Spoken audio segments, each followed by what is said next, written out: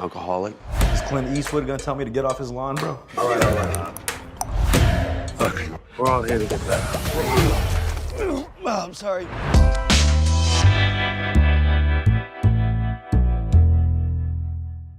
Lige, I want to start with you. This is a really powerful personal story. What was the inspiration to take this on? How personal was it for you? Really comes down to I just wanted to try to show that recovery doesn't suck, or getting sober doesn't have to suck. Like, Yeah. I was inspired. I watched a movie. I watched The Way Back, and I love the movie, but I was like, why does it have to not? Why can't it be like?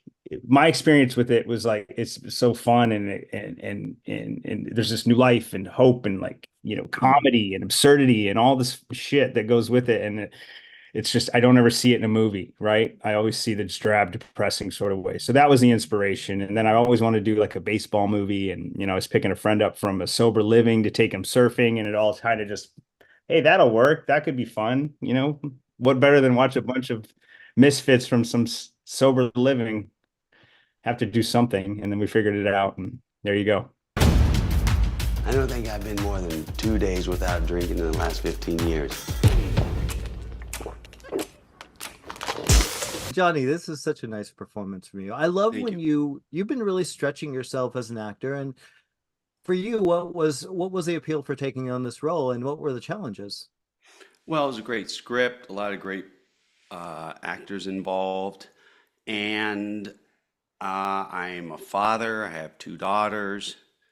I've been through divorce, so with my family, and I've had a lot of people in my life in recovery. My father always wanted him to get sober. Eventually, he did, but like way later in life, which is good.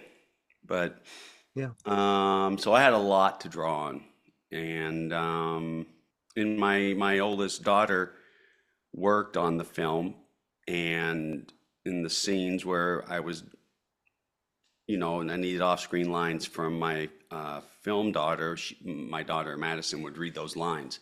Those scenes were tough because I'd hear her Wow. little voice and I would crack. I mean, she's 28 now, but still, Well, it's still your kid. yeah, still my That- kid. Yeah, that's amazing. That's really cool, dude. Hi, Dad. I miss you a lot. I'm gonna need you to contribute, be an asset, and teach these guys something.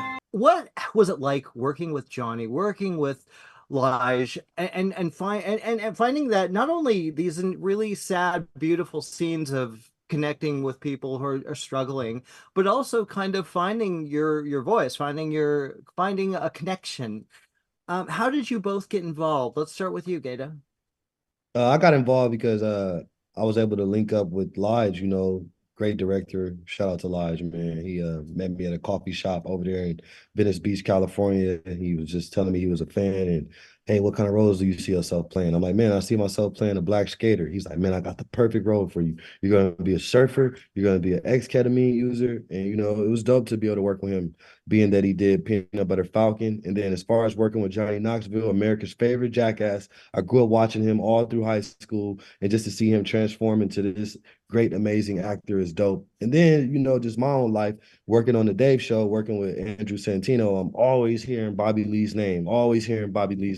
So when I meet him, it's just like, damn, this the guy right here. So it was just dope. And then just asking Bobby Lee questions like, about how you get the longevity in the industry and shit like that. Just priceless gems, priceless notes, working with great people. You're here for a while. Do your chores and don't complain. It's pretty easy. Everything's gonna be okay. Welcome to the loony bin. Yeah, I first of all, I want to say you're awesome, and I love this. Literally, the first moment on screen is fucking awesome. That big hug you give him. It's just so. How did you get involved?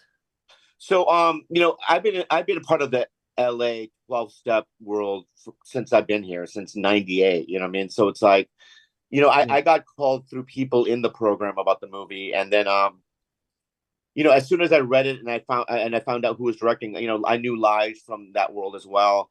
So for me, it was like, doing a movie, it felt like service. It didn't feel like, usually when you do a movie or TV show, it's about yourself and how am I going to look? And, what I mean, is this going to help my career or whatever? Right. But it's like with this one, it was like, no, I want to, the message is something that I fully support. And it felt like, I don't know, going to an A meeting every day, Wow. it felt supportive in that way. And I felt like, they really nailed it when it comes to that feeling. When I watch AA or 12-step elements in movies, it doesn't seem real to me, but this one felt so authentic and believable. So I just felt like it was meant to be, and I'm just so proud of being in it. Well, I think that Lige was such an interesting man. I didn't know his history. I didn't know, I didn't know that he had the struggles with addiction. But I love the fact that he's 80 grand. Yeah. 80 grand. Pretty nice trophy for softball. We have to practice. What are you hitting them and pretending that they're rice balls? You need to pick out a team name. now. There's also it seems like there's a lot of fun with this because you guys get to play softball. That looks fun. What was that like, and how did you guys actually? How serious did you take the games? Come on. It was so much fun, but I was I was a little pain in the ass, I think, for Lige, because even if the shot was just just a reaction on my face and I'm batting, in the script said I'd get a double, I would hit until I got a double. It was like, we don't care, we don't even see it. But I'm like, I just baseball was the only thing I was ever good at, and I don't know, I take a lot of pride in that, and it was a pain in the ass for Lige. It was not. Lige. I respected it. He didn't like, if that's the only thing that he was a pain in the ass about, that was it. And he wasn't a pain in the ass. Oh. I told it. You just said I was a pain in the ass. Well, I guess it. If you're comparatively a pain in the ass about something, then that would be the thing, right? But also I took a lot of I was having a step war with my girlfriend at the time. Where's Johnny? Oh, he stepped he would walk through the neighborhood and circle the house doing steps. There's people next door. The neighbor lady was like, "Who is this guy out there?" What? Because she's like really old. She didn't have any idea who he was. You just see this guy stepping all the time. Oh, I love that. See, Johnny, you're making a name for yourself outside the movie. That's amazing. Yeah. I love that really quick. I know we don't have much time left, but I love the fact that you guys have created a film about imperfect people, and that because everyone's imperfect. And I think I feel like that would be really nice to play, Johnny. Defining those balances between good and bad and who we are as people. Well, I don't know if it's this movie was about good and bad. It was just about,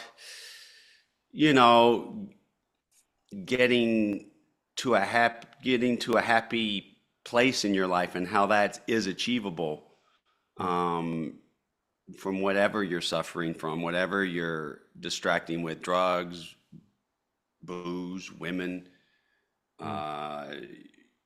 You can take back control of your life. It takes a lot of work, but you can get back control of your life, and it doesn't suck. Like, people are scared it's going to suck once they get sober, but Lige, you can speak to that. No, I had this idea that my life was going to be over when I stopped drinking, because everything I had learned as a kid through into my adult life was like, I drank for any bit of social, I drank to get through work. I drank for all these things to help me like pull my life off. So I thought, I got rid of the alcohol, there's no way I'm going to be able to live my life. It's not going to be any fun. I'm going to be alone and all this stuff. And it held me out for so long. And what I've learned after getting sober and putting some time together is I was so fucking wrong. And I was that's kind of what I want everyone to know, is that it's not what you think it is at all. And it's so much better. And I wouldn't be doing it like this if it wasn't. And it's just like, I didn't see a lot of inspired examples as a kid into my early, adulthood life of of what it could look like, so I didn't have any idea of that. And I wish more people did, because they might not stay out there so long if they could use the other side, if that makes any sense. You smell that? Probably from the weirdo before you. Used to keep piss in Ziploc bags under his bed and collect his own eyelashes. Specifically wanted to show that it is a good thing. What people are doing is good. And you're right, in movies, it's always the negative aspect. How much did you guys bring of yourselves into the characters you're playing? Bobby, let's start with you, because I'm all right with you. What did you bring that was you? Well, for me, it's like when I read it, it felt like me, the role, and and I talked to Lije. I'm just gonna play it like myself, really. I'm not gonna, I know that some of the scenes are pretty,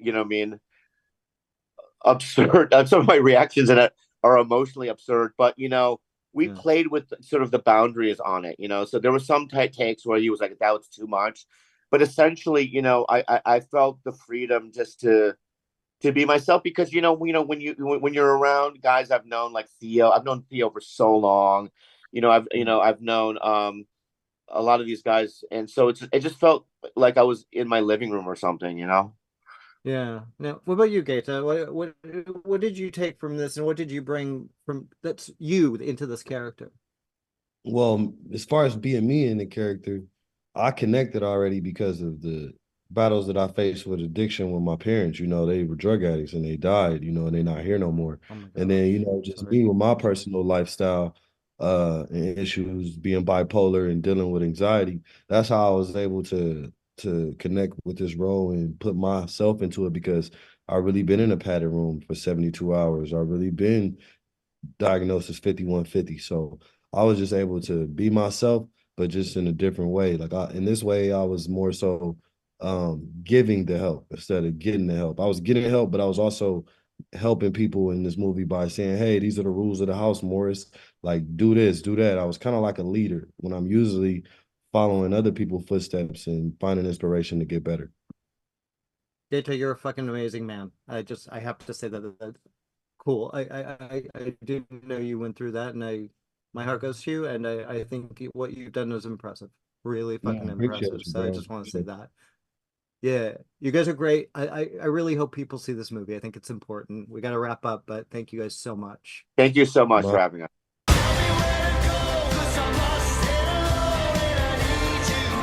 If you get free here, get clean here, a whole new world cracks open. I know I'm a little fat now. I was a very sought after underwear model.